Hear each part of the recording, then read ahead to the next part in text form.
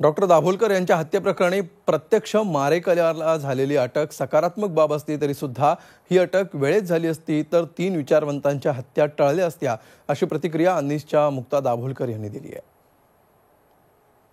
त्यांच्याशी बातचीत केली आमचे प्रतिनिधी नितीन पाटणकर यांनी। डॉक्टर नरेंद्र दाभोलकर यांच्या हत्येला उद्या म्हणजे सोमवारी 5 वर्ष पूर्ण होत असताना आणखी एका आरोपीला अटक करण्यात आलेली आहे। दाभोलकर यांच्या हत्येमध्ये जे 2 मुख्य आरोपी होते, मारेकरी होते, त्यातला हा एक आरोपी असल्याचं सांगण्यात येत आहे। या घटनाक्रमावरती दाभोलकर कुटुंबियांची काय प्रतिक्रिया आहे आपण त्यांच्याकडनं जाणून घेऊयात। मुक्ता दाभोलकर आपल्या बरोबर आहेत।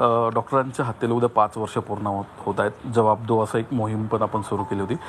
2 दिवस आधीच आता एक मुख्य आरोपी अटक झाला, तो प्रत्यक्ष मारेकरी होता असं सांगितलं जात आहे। काय तुमची पहिली प्रतिक्रिया? 5 वर्षामध्ये या खुनाच्या तपासामध्ये 2.5 वर्षापूर्वी एक अटक जी झाली ती सोडून काहीही प्रगती झालेली नव्हती। त्यामुळे ही एक महत्त्वाची घडामोड आहे या तपासातली, अशी आमची भावना आहे। परंतु त्याबरोबर हेही तितकंच खरं आहे की हा काही फक्त एक खून केला आणि विषय संपला असा पण प्रकार नव्हता। हा कुठल्याही वैयक्तिक हितसंबंधातनं केलेला खून नव्हता। तर असं असताना यानंतर जेव्हा 3 खून देखील अजून झालेले आणि त्यांची लिंक आहे एकमेकांशी असं तपास यंत्रणा म्हणतायत, तर हा मारेकरी पकडला जाणं हा एक टप्पा आहे। यानंतर संपूर्ण जो कट आहे तो उघडकीस येणं गरजेचं आहे आणि त्याच्या सूत्रधारांपर्यंत पोहोचणं गरजेचं आहे। त्यामुळे आता तपास यंत्रणांकडनं ती अपेक्षा आहे। एकूणच तपासाला उशीर झाला का आणि कर्नाटकच्या तपास यंत्रणांनी जी प्रगती केली त्यामुळे इथपर्यंत हा तपास पोहोचू शकला? नक्कीच अशी भावना आहे की तपासाला उशीर झालेला आहे।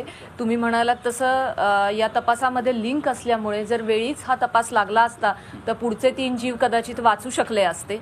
उद्या 5 वर्ष पूर्ण होत आहेत तर जवाब दो असं एक मोहीम पण होती। आता आपली पुढची भूमिका काय असणार आहे, हे सगळं सुरूच राहणार आहे का आणि हायकोर्टामध्येही आपण काय पुढे भूमिका मांडणार आहोत? निश्चितच की जवाब दो ही मोहीम तशीच चालू राहणार आहे, कारण एक माणूस पकडला गेलेला आहे, एक खुनी।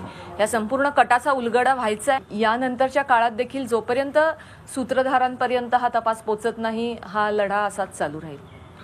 धन्यवाद। व्हिडिओ जर्नलिस्ट नितीन सांडबोरचा, नितीन पाटणकर, झी मीडिया, पुणे।